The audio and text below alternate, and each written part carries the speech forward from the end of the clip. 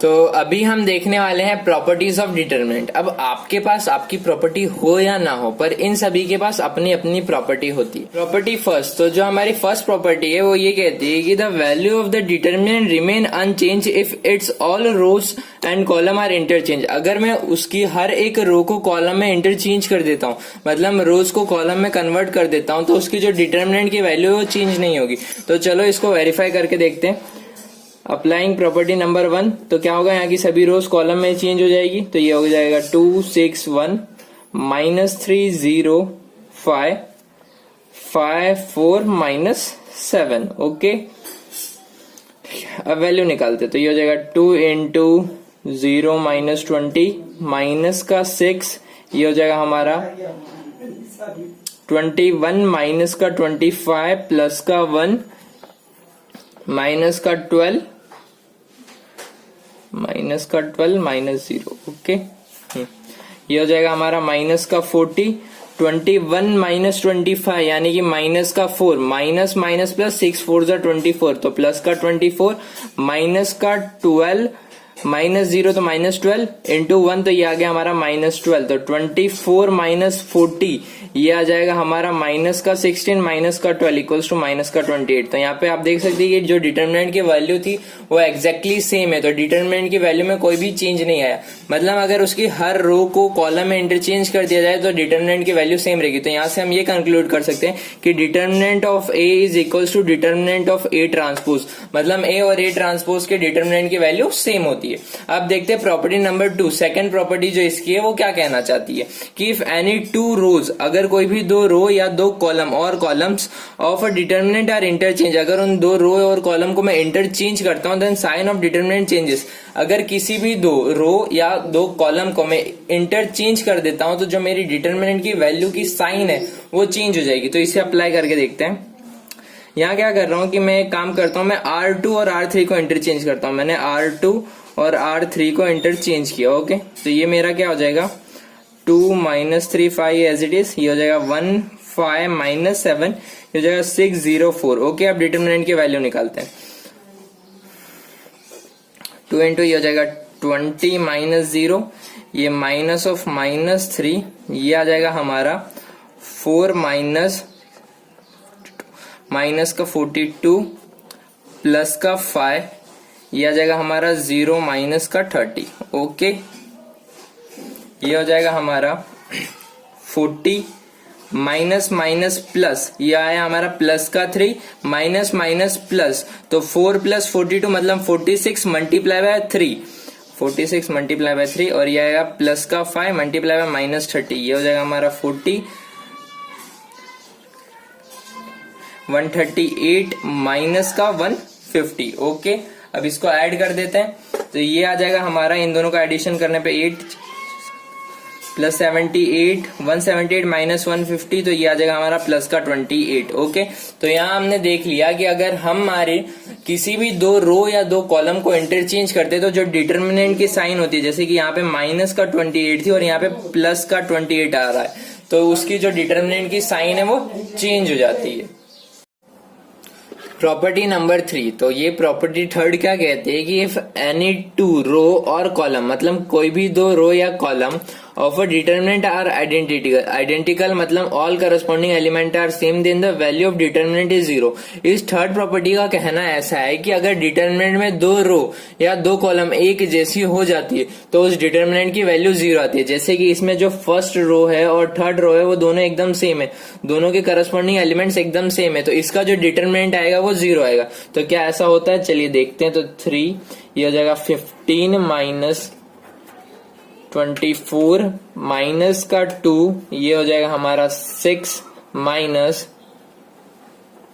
36 plus का 3 into ये हो जाएगा हमारा 4 माइनस 15। ओके, तो ये क्या आ जाएगा हमारा 3 इंटू माइनस का 9 माइनस का 2, ये हो जाएगा माइनस का 30 प्लस का ये हमारा था ये गया तो 4 माइनस 15, तो ये हो जाएगा हमारा माइनस का 11, तो 3 इंटू माइनस का 11, ये हो गया माइनस का 18 प्लस का 60, क्योंकि ये 30 प्लस का 60, ये हो जाएगा माइनस का 33। ये आएगा हमारा माइनस का 27, तो ये आ गया हमारा प्लस का 60 और माइनस का 60 इक्वल्स टू 0। ओके, तो ये जो हमारी थर्ड प्रॉपर्टी है जो एकदम करेक्ट निकली कि जो है कोई भी दो और रो या दो कॉलम अगर डिटर्मिनेंट में सेम हो जाती है तो उस डिटर्मिनेंट की वैल्यू डायरेक्टली 0 हो जाएगी। अब देखते हैं प्रॉपर्टी नंबर 4 की। फोर्थ प्रॉपर्टी क्या कहती है, if each element of a row और a column of a determinant is multiplied by a constant k then its value gets multiplied by k। अगर मैं किसी भी रो मतलब एक डिटर्मिनेंट है उसकी किसी भी रो या किसी भी कॉलम में मैं एक k कांस्टेंट से मल्टीप्लाई करता हूँ तो उसकी डिटर्मिनेंट में भी k टाइम्स वो वैल्यू बढ़ जाएगी। तो ये बहुत ही सिंपल है, समझो कि मैंने इसमें k से मल्टीप्लाई किया तो ये मेरा क्या हो जाएगा, दूसरा ये हो जाएगा मेरा 2k 7k 5k, बाकी सब एज इट इज रहेगा 8 3 6 9 4 एंड 10। ओके, बाकी सब एज इट इज। तब मैं क्या करता हूँ, मैं यहाँ से जो ये k कांस्टेंट जो है उसे बाहर निकाल लेता हूँ। k कांस्टेंट को बाहर निकाल लिया तो बाकी पूरा एज इट इज यही मैट्रिक्स बचेगा। इस मैट्रिक्स का डिटरमिनेंट क्या था, माइनस का 145 इनटू k। तो ये प्रॉपर्टी नंबर 4 एकदम करेक्ट हो गई कि अगर कोई भी एलिमेंट जो है रो या कॉलम का, अगर हर एक एलिमेंट के रो और कॉलम में मैं किसी कांस्टेंट का मल्टीप्लाई करता हूं तो जो उसकी डिटरमिनेंट की वैल्यू होगी वो भी k टाइम्स मल्टीप्लाई हो जाएगी। जैसे इसमें मैंने कोई k कांस्टेंट से मल्टीप्लाई किया तो उसकी डिटरमिनेंट की वैल्यू में k टाइम्स मल्टीप्लाई हो गया। अगर सिमिलरली k से मैं इसमें मल्टीप्लाई कर दूं और इसमें मल्टीप्लाई करूं, मतलब इसमें भी k से, इसमें भी k से, इसमें भी k से, तो इधर से k निकलेगा, इधर से भी k निकलेगा, इधर से भी k निकलेगा, तो ये क्या हो जाएगा, k क्यूब हो जाएगा। तो उसके इसमें k क्यूब जितना इंक्रीज हो जाएगा, k क्यूब के मल्टीप्लीकेशन जितना इंक्रीज हो जाएगा। तो आपको प्रॉपर्टी नंबर 4 भी समझ में आ गई होगी। अब हम बात करते हैं प्रॉपर्टी नंबर 5 की कि हमारी जो फिफ्थ प्रॉपर्टी वो हमें क्या कहना चाहती है। फिफ्थ प्रॉपर्टी ये है कि if some or all element of a row or column of a determinant are expressed as a sum of 2 or more terms, अगर कुछ या सारे एलिमेंट्स जो रो और कॉलम के है डिटरमिनेंट के अंदर वो एक्सप्रेस किए गए हो सम ऑफ 2 और मोर टर्म्स, मतलब 2 या 2 से ज्यादा टर्म्स के सम में, then the determinant can be expressed as a sum of 2 or more different, जो तब हम उस डिटरमिनेंट को दो डिटरमिनेंट के फॉर्म्स में लिख सकते हैं। ओके, ये चीज इसका कहना है। तो हम किस तरीके से लिख सकते हैं वो समझते हैं। जैसे कि यहाँ पे जो ये सेकंड रो है उसके हर एक एलिमेंट में 2 एलिमेंट्स है, 2 टर्म्स है, तो उनको हम कैसे अलग अलग लिखेंगे, तो हम डिटरमिनेंट इक्वल्स टू लिखेंगे A B C X Y Z plus यहाँ पे आएगा expressed as 2 and more determinants. यहाँ ध्यान रखने वाली बात है कि आ रहा है सम ऑफ 2 और मोर डिटरमिनेंट, मतलब 2 या 2 से ज्यादा डिटरमिनेंट के सम के फॉर्म में लिख सकते हैं। तो ये पहला एलिमेंट में क्या होगा कि हर किसी का अपन पहला टर्म ले लेंगे, फिर दूसरे वाले में हम किस तरीके से लिखेंगे, बाकी सब एज इट इज, और इसमें इसका पहला टर्म चला गया तो बचा हुआ रिमेनिंग सेकंड टर्म लिख देंगे। ओके, इस तरीके से हम कोई भी जो डिटरमिनेंट होगा उसको लिख सकते हैं कि अगर वो 2 टर्म्स के प्लस के फॉर्म में दिया है तो हम उसे सेपरेट करके लिख सकते हैं। अब 6th प्रॉपर्टी देखते हैं कि 6th प्रॉपर्टी का क्या कहना है कि if to each element of any row or column of a determinant the equi multiples of corresponding element or other row or column are added and the value of determinant remains same।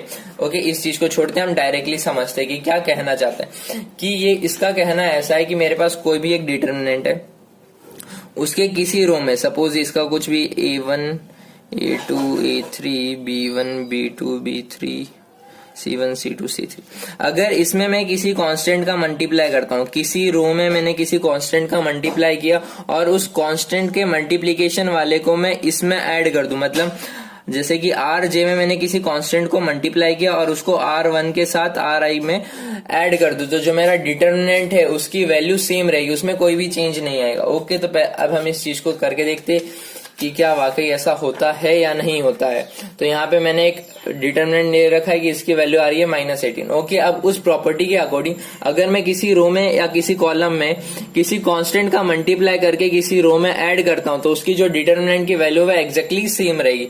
तो अब देखते हैं क्या होता है। तो मैं क्या कर रहा हूँ इसके लिए कि मैं सेकेंड रो में 2 का मल्टीप्लाई कर रहा हूँ और इसमें ऐड कर रहा हूँ। ओके, तो यहाँ से मेरा डिटरमिनेंट क्या हो जाएगा 3 इंटू 2, तो ये हो गया 6 प्लस 2 क्या हो जाएगा मेरा 8। ओके, 5 इंटू 2 मतलब 10 प्लस 4 ये हो जाएगा मेरा 14, 7 2 जा 14, इन सब में मैंने 2 से मल्टीप्लाई किया, 14 प्लस 6 तो ये हो जाएगा मेरा 20। ओके, मैंने क्या किया कि सेकेंड रो में मैंने कांस्टेंट 2 का मल्टीप्लाई किया और उसे फर्स्ट रो में ऐड कर दिया, बाकी सबको मैं एज इट इज लिख देता हूं। 3 5 7 8 4 9। ओके, ये लिखा। अब मैं इसका डिटरमिनेंट निकालता हूँ। डिटरमिनेंट निकालने के लिए हम क्या करेंगे, हम करेंगे कि 8 हो जाएगा, 9 5 जा 45 माइनस 7 4 जा 28, ये आ जाएगा माइनस का 14, ये गया तो ये हो जाएगा 9 3 जा 27 माइनस का 7 7 जा 47 8 जा 56 प्लस का 20, ये हो जाएगा हमारा 12 माइनस 5 8 जा 40। ओके, अब बाकी आगे देखते हैं। आ जाएगा हमारा 8 इंटू 17 माइनस का 14, 27 माइनस 56, ये आ जाएगा हमारा 3 इंटू 29। ओके, और ये हो जाएगा हमारा प्लस का 20 इंटू 28। ओके, अब इन सबको मल्टीप्लाई करके ऐड करते तो ये हो जाएगा हमारा 136, इसका मल्टीप्लाई करने पे आ जाएगा हमारा प्लस का, यहाँ हमारा माइनस का 29 है तो ये आ जाएगा हमारा प्लस का 406, और ये हो जाएगा हमारा माइनस का 560, क्योंकि यहाँ माइनस का 28 है। तो जब हम इसे 8 करेंगे तो ये आ जाएगा हमारा आंसर माइनस का 18। तो इस तरीके से देखा है हमने, हमारी डिटरमिनेंट की वैल्यू जो है वो एक्जैक्टली सेम रह रही है, बिल्कुल भी चेंज नहीं आ रहा है। तो ये प्रॉपर्टी जो है वो भी एकदम करेक्ट है। तो इस तरीके से हमने 6 की 6 प्रॉपर्टीज देख ली डिटरमिनेंट की, उसके पास जितनी भी प्रॉपर्टीज थी, अब हमें सारी की सारी प्रॉपर्टीज के बारे में मालूम है। तब हम देखते हैं कि उस प्रॉपर्टीज का यूज करके हम सम कैसे सॉल्व कर सकते हैं, समझे। तो यहाँ पे हमें क्वेश्चन दिया गया है, हमें बोला है कि इस डिटरमिनेंट की वैल्यू ये आएगी, ये हमें प्रूफ करना है। ओके, प्रूफ डेट है तो बहुत अच्छी बात है कि हमें पहले से पता पड़ गया कि हमें प्रूफ यही करना है। तो इसमें आपको क्या करना होता है, इन तरह के सम्स में आपको जो भी प्रॉपर्टीज है डिटरमिनेंट की, उन सबका यूज करना होता है, और उनके यूज से ही आप इसकी वैल्यू निकाल सकते हैं। तो सबसे पहले यहाँ ऑब्जर्व करते हैं कि क्या चीज है। देखो यहाँ पे क्या दिख रहा है, 1 2 3 दिख रहा है। ए को अगर हम भूल जाए तो यहाँ 1 2 3 है, यहाँ पे भी पीछे 1 2 3 है, और यहाँ पे भी पीछे 1 2 3 है। ओके, अब यहाँ पे 1 3 6 है, और यहाँ पे भी 1 3 6 है। हमें कुछ ऐसा दिख रहा है, और हमें क्या निकालना है, ए क्यूब, हमें इसकी वैल्यू प्रूफ करनी है। तो सबसे पहले क्या करेंगे कि हमारा मेन अप्रोच क्या होगा, इन तरह के सभी में हमारा मेन अप्रोच ये होता है कि जो चीज प्रूफ करनी है उसको कॉमन निकालते जाओ, और मैक्सिमम जीरो बनाने का ट्राई करना है। हमें मैक्सिमम जीरोस बनाने हैं डिटरमिनेंट के अंदर, ये हमारा बेसिक चीज है। ठीक है, तो अब इसको क्या कर रहा हूं मैं, सबसे पहले यहां से ए निकाल रहा हूं। ए जो है मेरा, इस फर्स्ट कॉलम 1 में से मैंने ए को कॉमन निकाल लिया, मैंने मीन्स कॉलम 1 में से मैंने 1/a कॉमन निकाल लिया, 1/a का मल्टीप्लाई कर दिया, 1a कॉमन निकाल लिया। ओके, तो ये क्या मेरा बाहर ए आ जाएगा, बाकी सब एज इट इज रह जाएगा। 1 2 3 हो जाएगा a plus B, 3a plus 2b, 6a plus 3b, ये हो जाएगा a plus B plus C, 4a plus 3b plus 2c, 10a plus 6b plus 3c। Okay, ये चीज हुई। अब मैं क्या कर रहा हूं कि मैं R2 में कॉलम 2 में कर रहा हूं, क्या कर रहा हूं कि कॉलम 2 में माइनस कर रहा हूं कॉलम 1 में b का मल्टीप्लाई करके।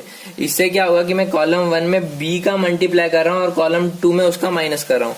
कॉलम 1 में मैंने b का मल्टीप्लाई किया और कॉलम 2 में माइनस कर रहा हूं। तो और सिमिलर चीज क्या कर रहा हूं कॉलम 3 के अंदर, कॉलम 3 में क्या कर रहा हूं कि मैं कॉलम 1 में c का मल्टीप्लाई कर रहा हूं और फिर उसमें ऐड कर दे रहा हूँ। ओके, माइनस सी का मल्टीप्लाई करके ऐड कर दे रहा हूँ। यहाँ पे मैं क्या कर रहा हूँ कि इसमें पहले b का मल्टीप्लाई कर रहा हूँ और फिर इसमें माइनस b का मल्टीप्लाई कर रहा हूँ और इसमें ऐड कर दे रहा हूँ, और इसमें माइनस सी का मल्टीप्लाई करता हूँ उससे ऐड कर दे रहा हूँ। तो ये क्या है 1 2 3, यहाँ पे भी है 1 2 3, तो ये हो जाएगा माइनस बी, माइनस का 2b, माइनस का 3b, तो ये तीनों चीज चली जाएगी। सिमिलरली जब मैं c मल्टीप्लाई करूंगा तो ये हो जाएगा माइनस का c, माइनस का 2c, माइनस का 3c, तो ये चला जाएगा, ये चला जाएगा, ये चला जाएगा। तो अब यहाँ पे बचा क्या 1 2 3 a 3a 6a a plus b 4a plus 3b 10a plus 6b। Okay, exactly हम यहाँ पे तक पहुंचे अभी। अब मैं क्या कर रहा हूँ, अब वापस से इस कॉलम 2 से मैंने a कॉमन निकाल लिया। कॉलम 2 से a कॉमन क्यों निकाल रहा हूँ, मेरे को यहाँ a क्यूब प्रूफ करना है। इस तरीके से मैं अपने आंसर की तरफ अप्रोच कर रहा हूँ। तो यहाँ से मैं a कॉमन निकालूंगा तो बाहर क्या मेरा a स्क्वायर हो जाएगा, तो मैंने कॉलम 2 से 1/a कॉमन निकाल लिया। ओके, कॉलम 2 से मैंने a कॉमन निकाल लिया, तो ये हो जाएगा मेरा a square equals to 1 2 3 1 3 6 a plus b 4a plus 3b 10a plus 6b। Okay, 10a plus 6b। Okay, इसको एक दूसरे पेज पे लिख लेते हैं। तो ये हमारा हो जाएगा कुछ a square equals to 1 2 3 1 3 6 a plus b 4a plus 3b 10a plus 6b। Okay, ये चीज हुई, ये चीज हुई हमारी। ओके, अब आगे हमें क्या दिख रहा है कि ये 1 3 6 और यहाँ पे भी 1 3 6 है। अब मैं क्या कर रहा हूँ कॉलम 3 के अंदर, कॉलम 3 में मैं क्या कर रहा हूँ कि कॉलम 3 में मैं माइनस सी कॉलम 2 मतलब माइनस सी का कॉलम 2 में मल्टीप्लाई करके 3 में ऐड कर रहा हूँ। माइनस सी, या फिर मैं ऐसा कह सकता हूँ कि सी का कॉलम 2 में मल्टीप्लाई करके कॉलम 3 में उसका सब्ट्रैक्ट कर रहा हूँ। तो यहाँ पे 1 3 6 है, सॉरी यहाँ पे मैं ले रहा हूँ बी। ओके, तो ये क्या हो जाएगा मेरा माइनस का बी, माइनस का 3b, माइनस का 6b। जब इसमें ऐड करूंगा तो ये गया, ये गया, ये गया, तो मेरा बचा क्या ए स्क्वायर, यहाँ पे मेरा क्या बचेगा 1 2 3 1 3 6 और यहाँ पे मेरा बचेगा a 4a 10 है। ओके, अब मैं वापस से यहाँ से ए कॉमन निकाल रहा हूँ। अब मैं क्या कर रहा हूँ कॉलम 3 से a कॉमन निकाल रहा हूँ। तो ये मेरा बाहर क्या गया a क्यूब, तो यहाँ पे क्या बचेगा 1 1 1 हो गया 2 3 4 3 6 10। ओके, अब हमारा सबसे बड़ा अप्रोच क्या रहता है कि हमारा मेन अप्रोच ये रहेगा कि मुझे मैक्सिमम 0 बनाना है किसी भी रो या कॉलम में। तो मैं देख सकता हूँ कि अगर मैं इसमें से इसको माइनस करता हूँ तो ये चीज 0 बनेगी, यहाँ पे मेरा 0 बनेगा।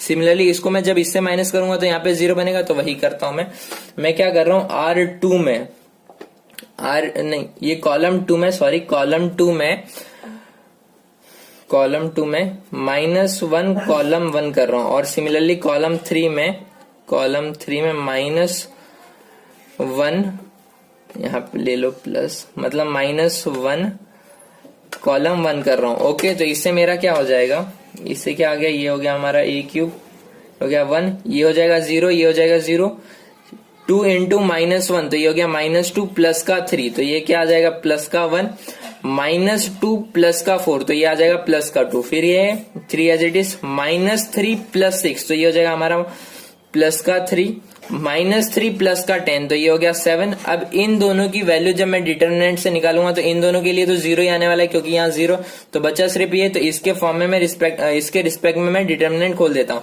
तो 1 मल्टीप्लाई हो जाएगा 7 माइनस का 3 2 6, ये आ जाएगा 7 माइनस 6 1 इंटू 1 तो 1 इंटू a क्यूब ये आ गया। हमने इस तरीके से हमने हमारा आंसर जो है वो निकाल लिया। तो हमें सिंपली क्या करना है कि हमें आंसर की तरफ अप्रोच करना है, जो हमारा आंसर है उसके लिए हमें अप्रोच करना है। साथ साथ हमें क्या ट्राई करना है कि हम मैक्सिमम नंबर ऑफ 0 बना सके, किसी भी रो में या कॉलम में। ये हमारा मेन 2 चीजें जिसे हमें ध्यान रखे इस तरह के सम्स को सॉल्व करना है। ओके, तो अब एक और क्वेश्चन देखते हैं, वो हमारे लिए और इजी हो जाएगा तब इस चीज को समझना।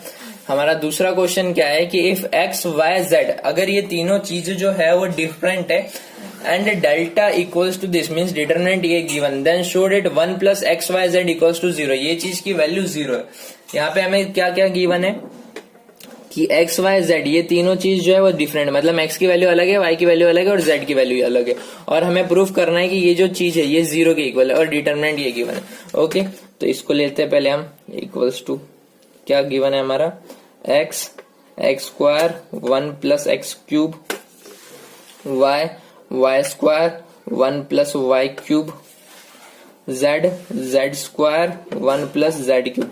ओके, अब मुझे डिटरमिनेंट की जो प्रॉपर्टी नंबर 5 है वो याद है। प्रॉपर्टी नंबर 5 क्या कहती है कि कोई भी 2 टर्म्स अगर प्लस में किसी भी रो या कॉलम में लिखे हुए हैं तो हम उन्हें सेपरेट 2 डिटरमिनेंट के फॉर्म में लिख सकते हैं। तो उस प्रॉपर्टी 5 का मैं यूज करूंगा और इसको क्या लिख दूंगा मैं, x square 1, x y square 1, z square 1। Okay, plus ये क्या हो जाएगा x square x cube, y square y cube, z square z cube. Okay, मैंने इन 2 प्रॉपर्टी का यूज करके इसे ऐसा लिख दिया। अब मैं क्या करूंगा कि डेल्टा इक्वल्स टू ये as it is x y z x square y square z square 1 1 1। Plus. Okay, यहाँ से मैं इस रो से x कॉमन निकाल रहा हूँ, इस रो से मैं y कॉमन निकाल रहा हूँ और इस रो से मैं z कॉमन निकाल रहा हूँ।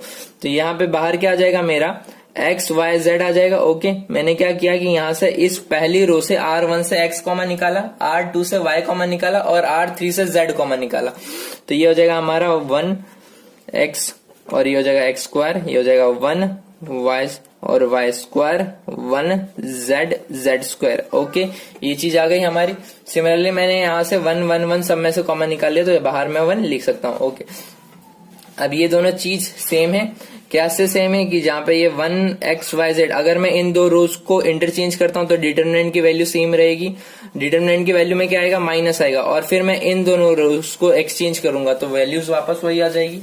समझो बात को कि यहाँ पे क्या कर रहा हूँ, पहले मैं इन दोनों को इंटरचेंज कर रहा हूँ, इन दोनों को कॉलम 1 को इंटरचेंज कर रहा हूँ कॉलम 3 से। ओके, जब दो रो या कॉलम को इंटरचेंज करते तो एक नेगेटिव साइन आई मेरी, तो ये 1 1 1 वाली चीज यहाँ आ गई और x y z वाली चीज यहाँ आ गई। ओके, अब मैं x y z वाली चीज को वापस से यहाँ ला रहा हूँ और इस वाले कॉलम को यहाँ ले जा रहा हूँ। मतलब वापस से मैं क्या कर रहा हूँ कि कॉलम 3 और कॉलम 2 को चेंज कर रहा हूँ, तो वापस से एक माइनस आएगा, तो दो माइनस आने पे क्या हो जाएगा, प्लस आ जाएगा, तो बाहर प्लस रहेगा और ये चीज किस में कन्वर्ट हो गई, ये आ गया हमारा 1x square 1y square 1z square. Okay, plus xyz 1x square 1y square 1z square. Okay, अब इन दोनों में से मैं क्या कर रहा हूँ, डिटरमिनेंट कॉमन ले रहा हूँ। डिटरमिनेंट कॉमन ले रहा हूँ तो यहाँ पे क्या बचेगा, 1 प्लस xyz बचेगा और यहाँ क्या आ जाएगा हमारा 1x square 1y square 1z square. Okay, अब मेरी ये चीज आ गई। अब मुझे इसको क्या प्रूफ करना है, इक्वल्स टू 0। इसकी वैल्यू हमें 0 के इक्वल पहले से गिवन थी, मैं यहाँ लिखना भूल गया हूँ, ये इक्वल्स टू 0 था। ओके, तो ये मेरा इक्वल्स टू 0 आया। ठीक है, तो अब इसका डिटरमिनेंट हमारे पास ऐसा आ गया। अब हमें क्या करना है, हमें मैक्सिमम 0 बनाना है। तो 0 बनाने के लिए हम क्या करेंगे, पहले इसको लिख लेते हैं।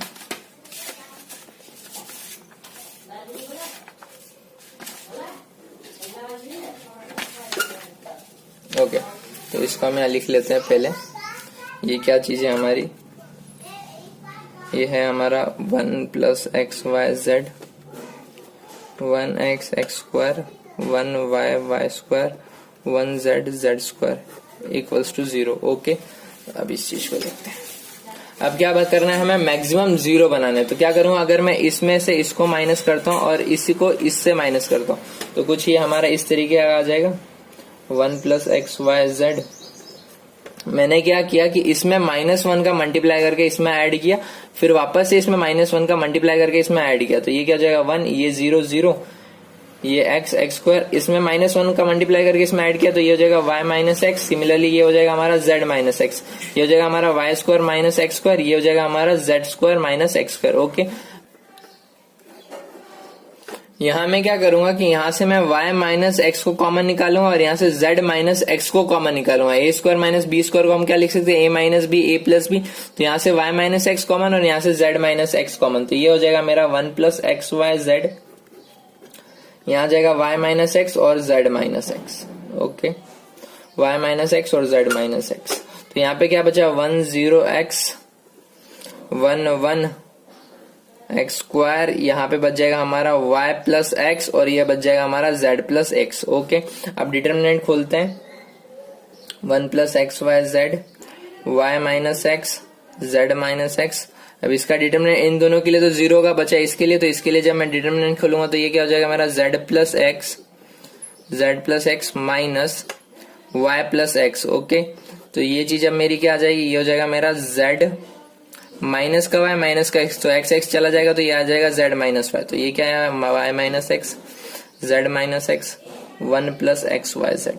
अब मेरे को पहले ही कहा हुआ था कि जो मेरा एक्स वाई जेड है वो तीनों चीजें जो है वो डिफरेंट है, तो ये इसकी वैल्यू 0 नहीं हो सकती, ये दोनों 0 नहीं हो सकते, ये भी 0 नहीं हो, तो बचा क्या, ये बचा, तो इसकी वैल्यू जो होगी वो 0 होगी। तो यहाँ से ये प्रूफ हो गया कि इसकी वैल्यू आ गई हमारी 0 की इक्वल। तो इस तरीके से हम इस हर एक सम्स को सॉल्व कर सकते हैं। सिंपली हमें वही करना है कि आंसर की तरफ अप्रोच करते हुए मैक्सिमम जीरोस बनाने का ट्राई करना है। I hope you like the video. If you like it then subscribe it.